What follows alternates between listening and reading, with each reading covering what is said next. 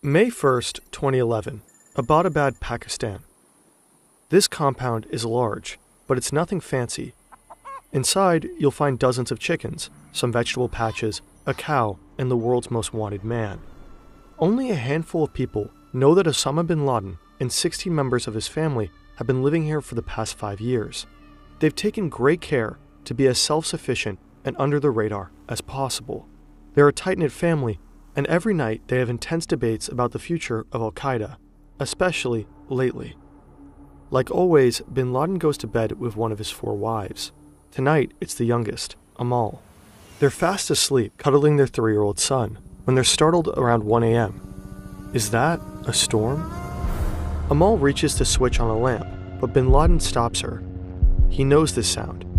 It's not a storm, it's helicopters. Bin Laden panics. The Americans are here. They found him. He's forgotten to load his AK. This won't end well for him. And another realization sets in. They are going to find his hard drives. 3 terabytes of Al-Qaeda's secrets. Nothing could be worse. He'd rather be captured and killed than to have this data exposed.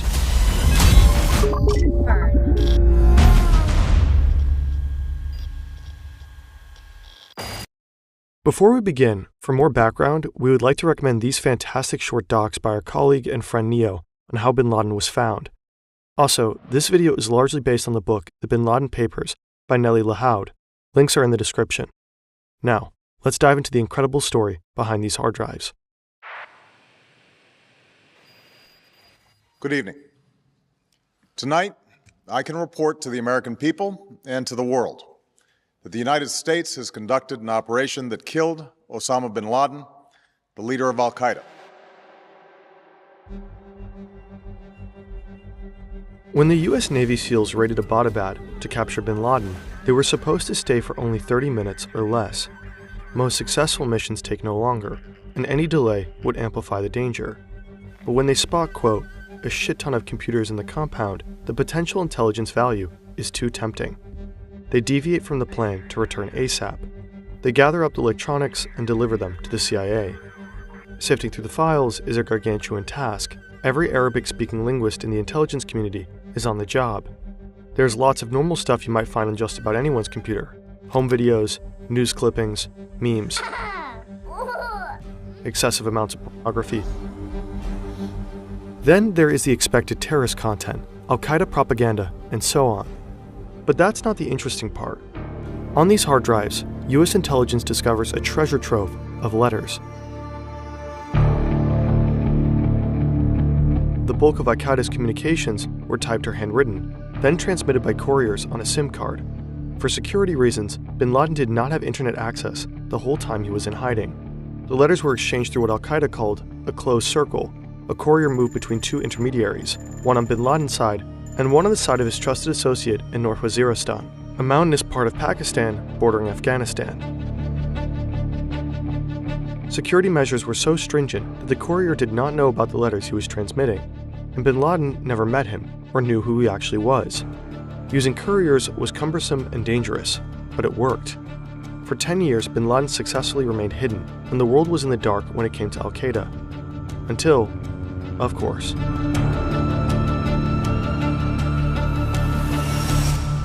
We rely heavily on high-powered computers to produce these videos, but sometimes we might just want to work in a cafe or abroad or on the beach even. We can't take our giant desktops with us, but there is another, much cleaner solution. AnyDesk is a lightning-fast, secure, and reliable access software for seamless remote work and file sharing. It's free for personal use and supports remote video editing, 3D printing, CMS monitoring, and much more. It's easy to use for even the least tech-savvy, but powerful enough for advanced use like remote server maintenance. The clean interface makes AnyDesk a breeze for anyone to use. It's available for all platforms, from your laptop to your phone, all the way to your grandmother's Windows XP machine. If you're looking to collaborate remotely and need something fast and flexible, check it out at anydesk.com/Fern. We really do use AnyDesk regularly and can highly recommend it. Upon discovery of the hard drives, the CIA got straight to work extracting the immediate intelligence gains. What they found, they acted upon quickly. For example, the files helped them locate Al-Qaeda's chief operations officer in Pakistan's tribal regions. They killed him by a drone strike within 4 months of the Abbottabad raid. Al-Qaeda's top legal scholar was found and killed shortly after. But after these quick results, many of Al-Qaeda's secrets remained buried on these hard drives, coded in the countless letters. It would take years to grasp the content of all these communications, and help came from outside the CIA. And what I wanted to do was actually to chronicle Al-Qaeda's history post 9/11. And I wanted to do it through the letters. Not through secondary sources, but through the letters. This is Dr. Nellie Lahoud. She studies the evolving ideologies of Al-Qaeda and ISIS, and she led a team that analyzed and contextualized the contents of bin Laden's papers. The declassification process began in 2012, and by 2017, the declassified files were massive. At one point, I came to realize this is where I was going to find Al-Qaeda's internal communications. And these were about 97,000 files. I was fortunate that I was able to have the support of 2 research assistants who were native Arabic speakers like me. Lahoud and her assistants looked at all nearly 100,000 documents, and what they uncovered is astonishing. The letters reveal bin Laden's character and Al-Qaeda's inner workings. They lay bare bin Laden's future plans and deepest fears. They help map out the global jihadi landscape, and they offer a definitive account of Al-Qaeda's post-9/11 history, which up until then was deeply misunderstood.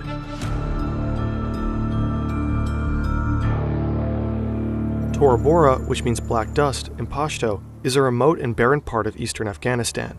Bin Laden loves this region and knows it well.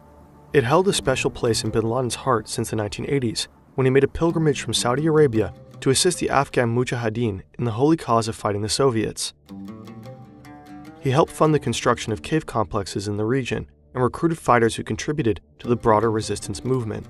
The Soviets eventually withdrew, and bin Laden believed his contributions to be decisive. The victorious Afghan jihad inspired the formation of Al-Qaeda, which means the base of an Islamist legion that could wage jihad anywhere. At that time, bin Laden and the Americans were on the same side, both in Tora Bora, supporting the Afghan Mujahideen and resisting a Soviet invasion. Now 14 years later, bin Laden is cowering from them, fleeing into the same mountains that he once used as a stronghold. But the CIA are on his tracks. On December 3, 2001, the situation turns grim for Al-Qaeda. The Americans start bombing relentlessly. Al-Qaeda members are hiding in caves at 9,000 feet, shivering in 10 degrees below freezing. They have no access to drinking water because it's frozen. The bombs keep raining destruction. Against all odds, bin Laden escapes the US troops, but he's not feeling celebratory. He knows that at any moment he can be killed, so he hastily draws up his will. And in his will, bin Laden writes to his children, "Forgive me, because I have given you only a little of my time since I answered the jihad call. I have chosen a road fraught with dangers, and for this sake suffered from hardships, embitterment, betrayal, and treachery. I advise you not to work with Al-Qaeda." It's a low moment for bin Laden, and it's not just because death is around the corner. It's also because he made a horrible mistake, and now he knows it. What the letters reveal is that Al-Qaeda had not anticipated that the United States would launch a war in response to 9/11. At most, they thought that the United States would respond with limited airstrikes. Al-Qaeda was completely unprepared. They didn't even have a plan A. Bin Laden made a huge miscalculation. He believed the United States was fundamentally weak, a paper tiger with no real bite. Not all jihadis suffered from this delusion. In a council shortly before 9/11, high-level jihadis and Muslim religious authorities warned bin Laden that the Americans would attack the whole Middle East if he launched an attack on US soil. But he waved off their concerns confidently. He was certain that the United States didn't have the resources for a counterattack. Bin Laden's stated purpose of 9/11 was to serve as a decisive blow to force the United States to withdraw its military forces from Muslim-majority countries. Well, quite the opposite happened.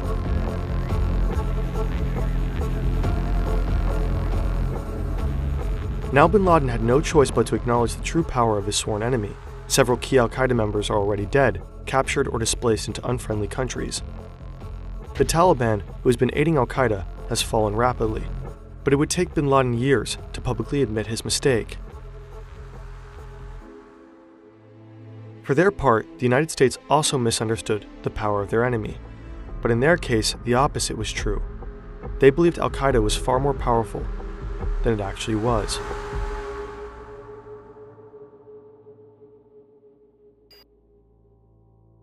Up until bin Laden's death, al-Qaeda was widely perceived to be the major player in the global jihadi landscape. 9/11 shocked the world, and it was assumed that only a very powerful network could harm the world's greatest superpower in such a devastating manner. Most people believed al-Qaeda was still pulling the strings when it came to other Islamist terrorism. The Madrid and London bombings of 2004 and 2005 were falsely reported to have been orchestrated by the group. And for a while, bin Laden fed that narrative, publicly cheering on jihadis and allowing people to believe that he was calling the shots. Al-Qaeda continued to release public statements, which allowed them to project strength that they did not have. They fed the illusion that the jihadi landscape was a united front. But the papers show that the post-9/11 reality looked quite different. So when bin Laden disappeared from the scene, we learned that he stopped communicating with his associates for about 3 years. Now, he was watching the news, he was releasing public statements, but he had no knowledge about what was happening in the world of al-Qaeda itself because he was hiding. So between 2004 all the way to 2011, all the letters make it absolutely clear that al-Qaeda did not have the resources and did not have the personnel to mount international terrorism.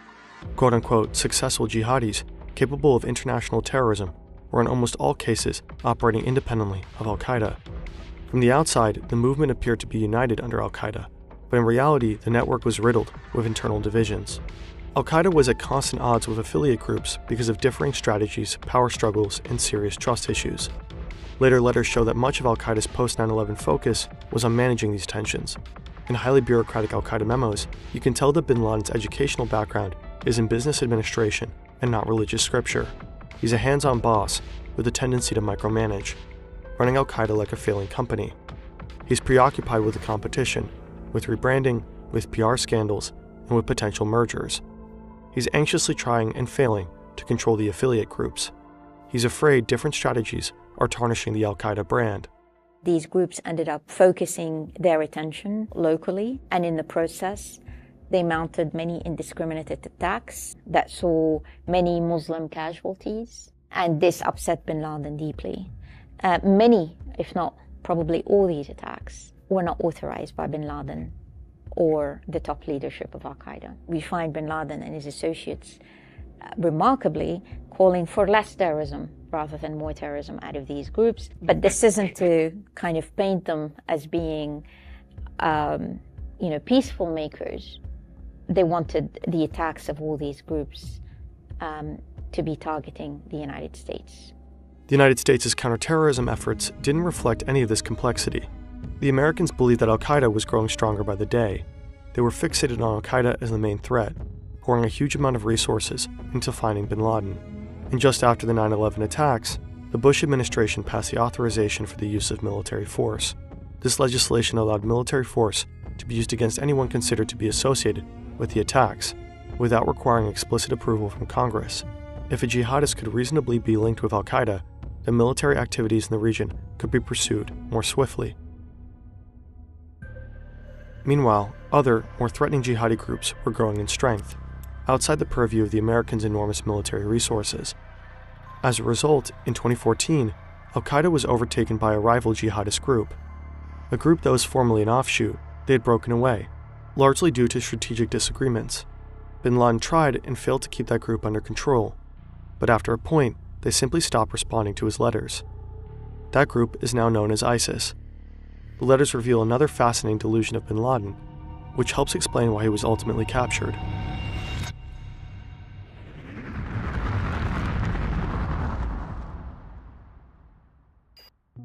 For nearly a decade, bin Laden has been on the run from the US. His entire life and the lives of his family members are focused on evading capture. It pains bin Laden that his family is stuck in hiding.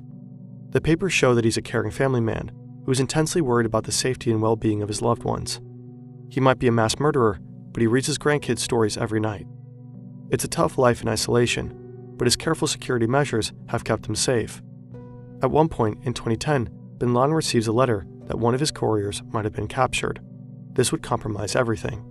But instead of really starting to pack his bag, he chose to stay where he did. Why? Bin Laden had a soft spot for his family. At that time, his wife who was detained in Iran, as well as his son, were released, and they wanted to join him. So bin Laden's role as a kindly patriarch may have been the reason for his ultimate downfall. He was too wrapped up in his family matters to give the courier threat his full attention. But there was another reason, something completely unexpected. A world historical event. Not he nor the world at large saw it coming. Suddenly, bin Laden's obsession with security took a backseat role because his attention shifted. In December 2010, a wave of uprising thunders throughout the Arab world. People are fed up with corruption, poverty, and authoritarianism. The Arab Spring sends shockwaves through the Middle East and the rest of the world. The initially peaceful protests turn deadly. Governments are overthrown. Civil wars erupt. At first, bin Laden is overjoyed that people are demanding the removal of corrupt dictators, which he and other jihadists have been advocating for years. Bin Laden sees a power vacuum, and he plans to fill it. He's long wanted to instigate regime changes in the Arab world. After all, that was the whole point of September 11. The United States was backing authoritarian regimes in Muslim-majority countries like Egypt and Saudi Arabia. The attack was meant to force them to retreat from the region. Then their puppet regimes in the Arab world would fall, and Al-Qaeda could swoop in and install Taliban-style utopias. And now the people are overthrowing these regimes themselves. What could be better? Bin Laden and his family are excitedly preparing their response. We know this from a handwritten family journal found during the Abbottabad raid. The journal recorded the conversations of bin Laden's family, leading up to the night before his death. Every day, they're having intense debates about how Al-Qaeda should navigate this new reality. There's just one problem. Al-Qaeda isn't exactly at the forefront of the protesters' demands. It seems that many people want democracy, and not a caliphate. And the situation keeps changing rapidly, so strategizing is tricky. In his last few days, bin Laden relies a lot upon his two millennial daughters to formulate a stance. Maryam and Sumaya are 19 and 21 at the time. The journal reveals them to be sharp, passionate, and willing to challenge their father. They ask him the hard questions, like, is it possible that some among the new generation will believe that political change can occur without jihad? After all, the West intervened in support of overthrowing the Libyan dictator and seems generally in favor of the uprisings. Bin Laden is stumped. At points he is almost hopeless in his confusion, one day saying, "We cannot do anything except intensify our prayers." But his daughters push him to make a statement. The political moment is too important to waste. So the role of his daughters was remarkable, and we find in the letters by various family members that Maryam and Sumaya, to quote one letter, worked very closely with their father, and their writings were broadcast on TV, meaning that it was their work, their writings, that bin Laden had delivered in his public statement over the years. So clearly they were doing the heavy lifting at home. They were all on the same page in terms of their loyalty to jihad, their commitment rather, to the cause for which bin Laden had spent his life doing. It was a family affair. At the end of bin Laden's life, the papers reveal a man who is fearful, paranoid, and incapable of materializing most of his plans, large and small. He never achieves another large-scale attack on the United States.